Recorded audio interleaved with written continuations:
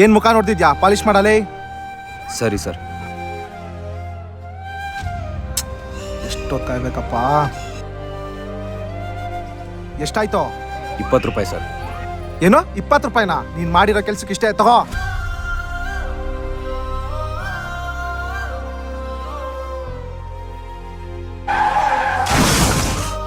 Sir ಎದ್ದೇಳಿ sir, ಎದ್ದೇಳಿ. ಧೂಳು ಒರೆಸ್ಕೊಡಿ ಸರ್, ತಗೊಳ್ಳಿ. ಒಂದು ನಿಮಿಷ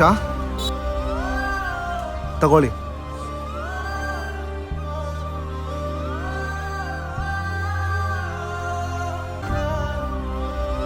₹20 ನೀನು ಮಾಡಿರೋ ಕೆಲ್ಸಕ್ಕೆ ಇಷ್ಟೇ, ತಗೋ.